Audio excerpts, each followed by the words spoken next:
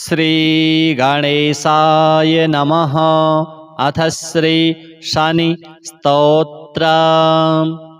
यः पुरा राज्यभ्रष्टाय नलाय प्रददो किल स्वप्ने शौरिः स्वयं मन्त्रं सर्वकामफलप्रदं क्रोडं नीलाञ्जनप्रख्यं नीलजीमूतसन्निभं छायामार्तण्डसम्भूतं नमस्यामि शनैश्चरम्।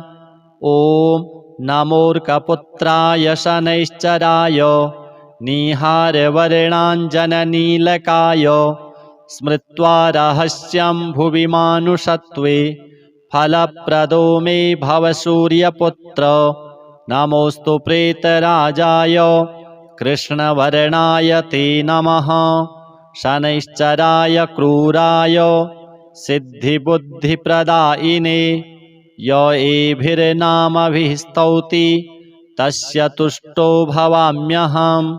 मामकानां भयं तस्य स्वप्नेष्वपि न जायते।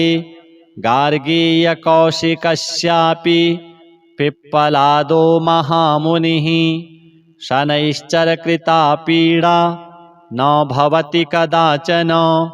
क्रोडस्तु पिङ्गलो बभ्रुः कृष्णो रौद्रोऽन्तको यमः। शौरिः शनैश्चरो मन्दः पिप्पलादेन संयुतः। एतानि शनिनामानि प्रातरुत्थाय यः पठेत् तस्य शौरिः कृता पीडा न भवति कदाचन। ध्वजनी धामनी चैव कंकाली कलहप्रिया कलही कंटकी चापि अजामहिषी तुरंगमा। नामानि शनिभार्याया नित्यं जपति यः पुमान् तस्य दुःखा विनश्यन्ति सुखसौभाग्यं वर्धते। श्री शनिदेवार्पणमस्तु। यः पुरा राज्यभ्रष्टाय नलाय प्रददो किल स्वप्ने शौरिः स्वयं मन्त्रं सर्वकामफलप्रदं क्रोडं नीलाञ्जनप्रख्यं नीलजीमूतसन्निभं छायामार्तण्डसम्भूतं नमस्यामि शनैश्चरम्। ॐ नमोऽर्कपुत्राय शनैश्चराय निहारवर्णाञ्जननीलकाय स्मृत्वा रहस्यं भुवि मानुषत्वे फलप्रदो मे भव सूर्यपुत्र। नमोऽस्तु प्रेतराजाय कृष्णवर्णाय ते नमः। शनैश्चराय क्रूराय सिद्धिबुद्धिप्रदायिने य एभिर्नामभिः स्तौति तस्य तुष्टो भवाम्यहम्। मामकानां भयं तस्य स्वप्नेष्वपि न जायते। गार्गीयकौशिकस्यापि पिप्पलादो महामुनिः शनैश्चरकृता पीडा न भवति कदाचन। क्रोडस्तु पिङ्गलो बभ्रुः कृष्णो रौद्रोऽन्तको यमः। शौरिः शनैश्चरो मन्दः पिप्पलादेन संयुतः। एतानि शनिनामानि प्रातरुत्थाय यः पठेत् तस्य शौरिः कृता पीडा न भवति कदाचन। ध्वजनी धामनी चैव कंकाली कलहप्रिया कलही कंटकी चापि अजामहिषी तुरंगमा। नामानि शनिभार्याया नित्यं जपति यः पुमान् तस्य दुःखा विनश्यन्ति सुखसौभाग्यं वर्धते। श्री शनिदेवार्पणमस्तु। यः पुरा राज्यभ्रष्टाय नलाय प्रददो किल स्वप्ने शौरिः स्वयं मन्त्रं सर्वकामफलप्रदं क्रोडं नीलाञ्जनप्रख्यं नीलजीमूतसन्निभं छायामार्तण्डसम्भूतं नमस्यामि शनैश्चरम्।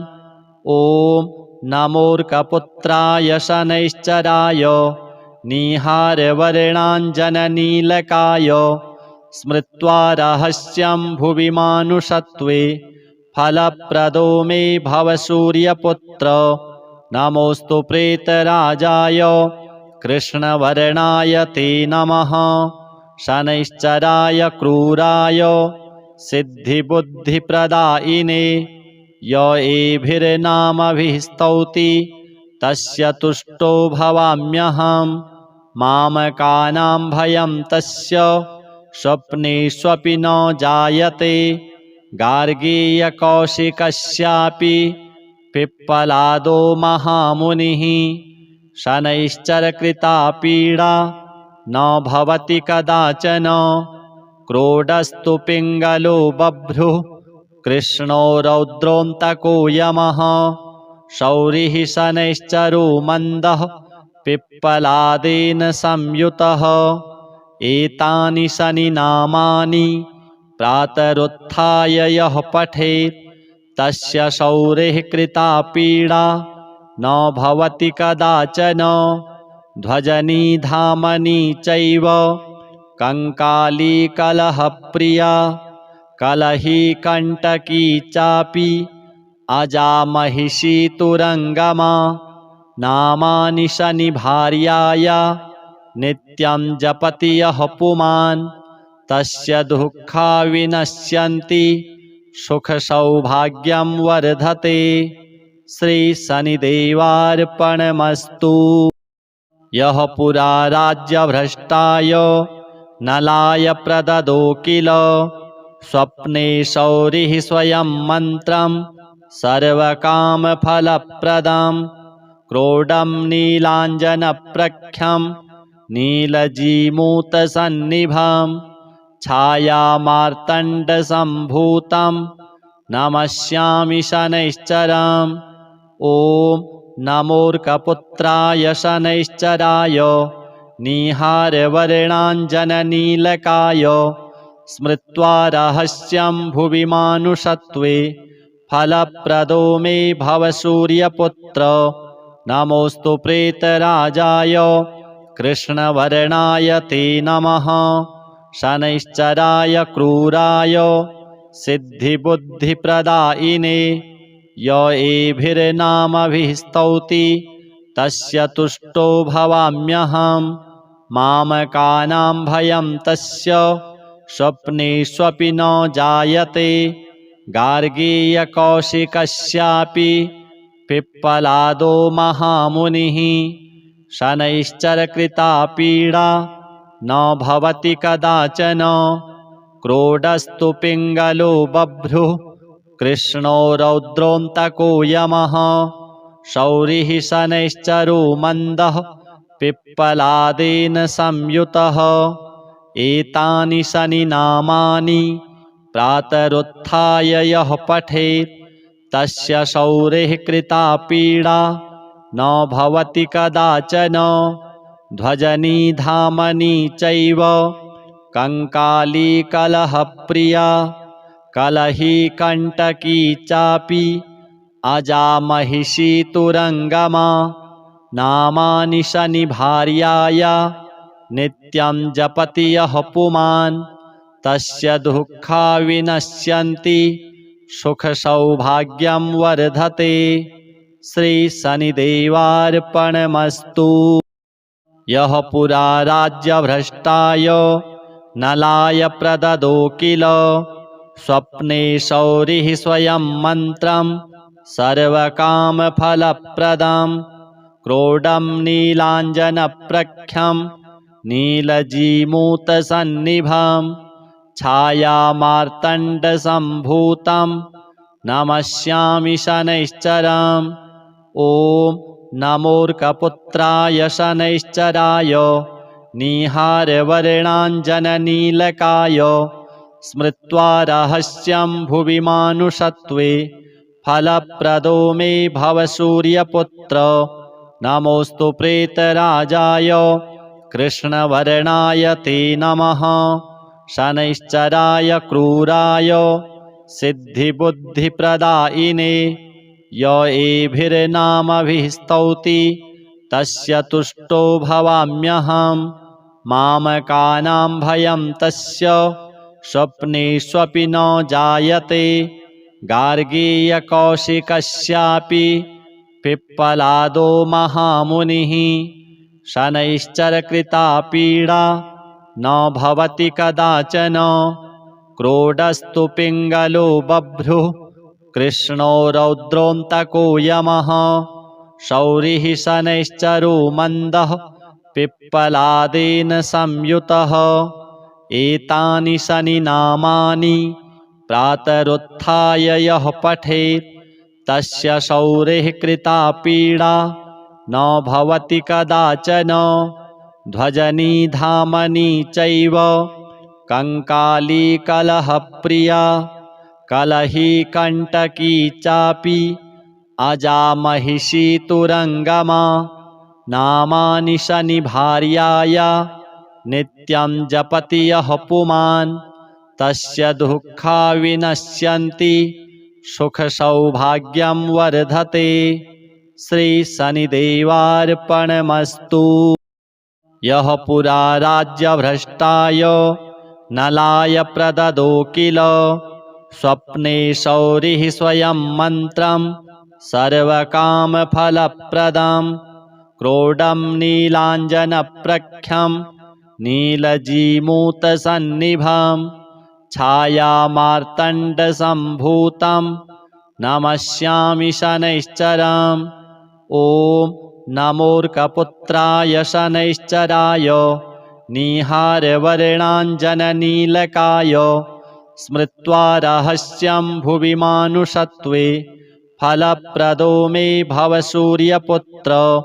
नमोऽस्तु प्रेतराजाय कृष्णवर्णाय ते नमः शनैश्चराय क्रूराय सिद्धिबुद्धिप्रदायिने य एभिर्नामभिः स्तौति तस्य तुष्टो भवाम्यहम् मामकानां भयं तस्य स्वप्नेष्वपि न जायते गार्गीयकौशिकस्यापि पिप्पलादो महामुनिः शनैश्चरकृता पीडा न भवति कदाचन क्रोडस्तु पिङ्गलो बभ्रुः कृष्णो रौद्रोऽन्तको यमः शौरिः शनैश्चरो मन्दः पिप्पलादेन संयुतः एतानि शनिनामानि प्रातरुत्थाय यः पठेत् तस्य शौरिः कृता पीडा न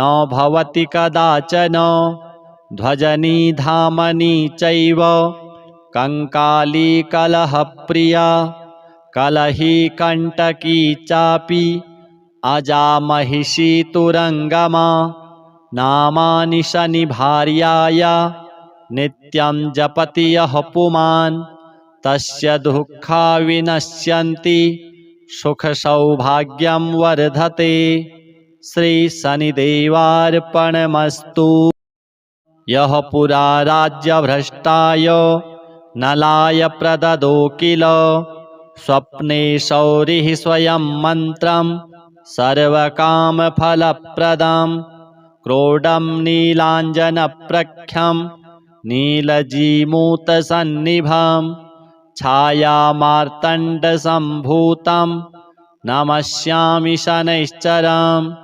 ॐ नमोऽर्कपुत्राय शनैश्चराय निहारवर्णाञ्जननीलकाय स्मृत्वा रहस्यं भुवि मानुषत्वे फलप्रदो मे भव सूर्यपुत्र। नमोऽस्तु प्रेतराजाय कृष्णवर्णाय ते नमः शनैश्चराय क्रूराय सिद्धिबुद्धिप्रदायिने य एभिर्नामभिः स्तौति तस्य तुष्टो भवाम्यहम् मामकानां भयं तस्य स्वप्नेष्वपि न जायते गार्गीयकौशिकस्यापि पिप्पलादो महामुनिः शनैश्चरकृता पीडा न भवति कदाचन। क्रोडस्तु पिङ्गलो बभ्रुः कृष्णो रौद्रोऽन्तको यमः। शौरिः शनैश्चरो मन्दः पिप्पलादेन संयुतः। एतानि शनिनामानि प्रातरुत्थाय यः पठेत् तस्य शौरिः कृता पीडा न भवति कदाचन। ध्वजनी धामनी चैव कंकाली कलहप्रिया कलही कंटकी चापि अजामहिषी तुरंगमा। नामानि शनिभार्याया नित्यं जपति यः पुमान् तस्य दुःखा विनश्यन्ति सुखसौभाग्यं वर्धते। श्री शनिदेवार्पणमस्तु। यः पुरा राज्यभ्रष्टाय नलाय प्रददो किल स्वप्ने शौरिः स्वयं मन्त्रं सर्वकामफलप्रदं। क्रोडं नीलाञ्जनप्रख्यं नीलजीमूतसन्निभं छायामार्तण्डसम्भूतं नमस्यामि शनैश्चरम्। ॐ नमोऽर्कपुत्राय शनैश्चराय निहारवर्णाञ्जननीलकाय स्मृत्वा रहस्यं भुवि मानुषत्वे फलप्रदो मे भव सूर्यपुत्र। नमोऽस्तु प्रेतराजाय कृष्णवर्णाय ते नमः। शनैश्चराय क्रूराय सिद्धिबुद्धिप्रदायिने य एभिर्नामभिः स्तौति तस्य तुष्टो भवाम्यहम्।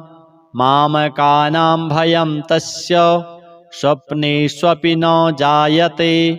गार्गीयकौशिकस्यापि पिप्पलादो महामुनिः शनैश्चरकृता पीडा न भवति कदाचन। क्रोडस्तु पिङ्गलो बभ्रुः कृष्णो रौद्रोऽन्तको यमः।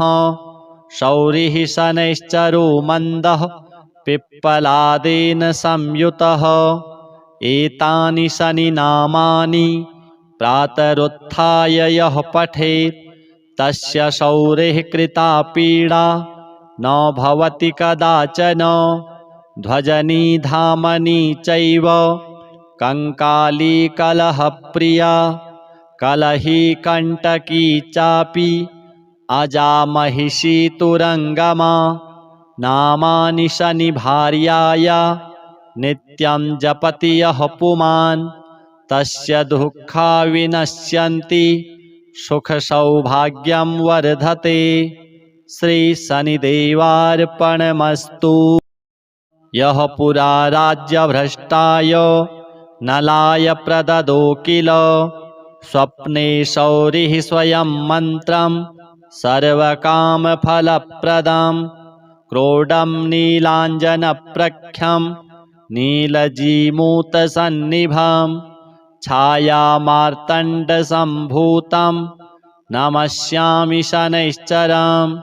ॐ नमोऽर्कपुत्राय शनैश्चराय निहारवर्णाञ्जननीलकाय स्मृत्वा रहस्यं भुवि मानुषत्वे फलप्रदो मे भव सूर्यपुत्र। नमोऽस्तु प्रेतराजाय कृष्णवर्णाय ते नमः। शनैश्चराय क्रूराय सिद्धिबुद्धिप्रदायिने य एभिर्नामभिः स्तौति तस्य तुष्टो भवाम्यहम्। मामकानां भयं तस्य स्वप्नेष्वपि न जायते। गार्गीयकौशिकस्यापि पिप्पलादो महामुनिः शनैश्चरकृता पीडा न भवति कदाचन। क्रोडस्तु पिङ्गलो बभ्रुः कृष्णो रौद्रोऽन्तको यमः। शौरिः शनैश्चरो मन्दः पिप्पलादेन संयुतः। एतानि शनिनामानि प्रातरुत्थाय यः पठेत् तस्य शौरिः कृता पीडा न भवति कदाचन। ध्वजनी धामनी चैव कंकाली कलहप्रिया कलही कंटकी चापि अजामहिषी तुरंगमा नामानि शनिभार्याय नित्यं जपति यः पुमान् तस्य दुःखा विनश्यन्ति सुख सौभाग्यं वर्धते। श्री शनिदेवार्पणमस्तु। यः पुरा राज्यभ्रष्टाय नलाय प्रददो किल स्वप्ने शौरिः स्वयं मन्त्रं सर्वकामफलप्रदं क्रोडं नीलाञ्जनप्रख्यं नीलजीमूतसन्निभं छायामार्तण्डसम्भूतं नमस्यामि शनैश्चरम्।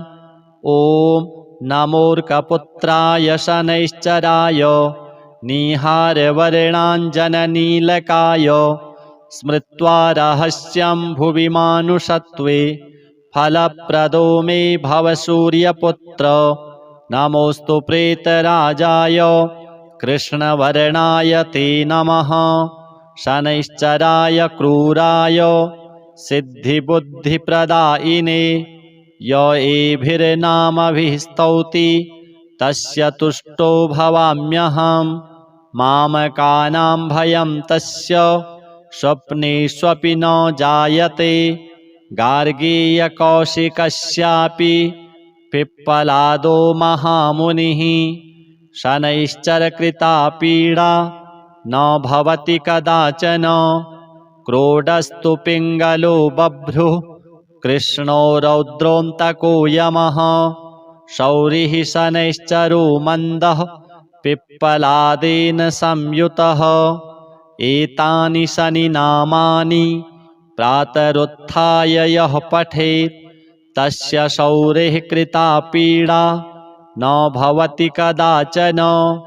ध्वजनी धामनी चैव कंकाली कलहप्रिया कलही कंटकी चापि अजामहिषी तुरंगमा नामानि शनिभार्याय नित्यं जपति यः पुमान् तस्य दुःखा विनश्यन्ति सुख सौभाग्यं वर्धते। श्री शनिदेवार्पणमस्तु।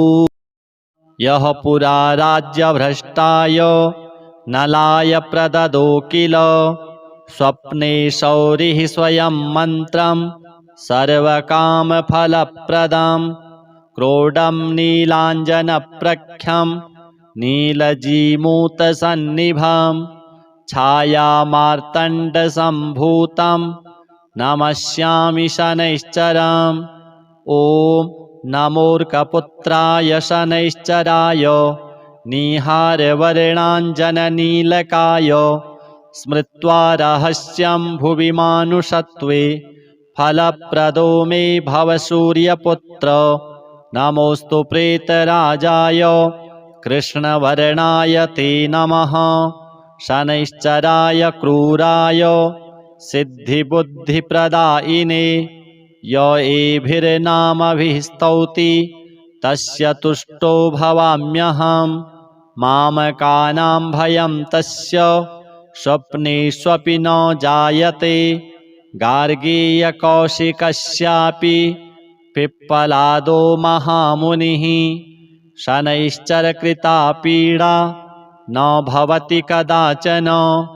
क्रोडस्तु पिङ्गलो बभ्रुः कृष्णो रौद्रोऽन्तको यमः शौरिः शनैश्चरो मन्दः पिप्पलादेन संयुतः। एतानि शनिनामानि प्रातरुत्थाय यः पठेत् तस्य शौरिः कृता पीडा न भवति कदाचन। ध्वजनी धामनी चैव कंकाली कलहप्रिया कलही कंटकी चापि अजामहिषी तुरंगमा नामानि शनिभार्याय नित्यं जपति यः पुमान् तस्य दुःखा विनश्यन्ति सुख सौभाग्यं वर्धते। श्रीशनिदेवार्पणमस्तु।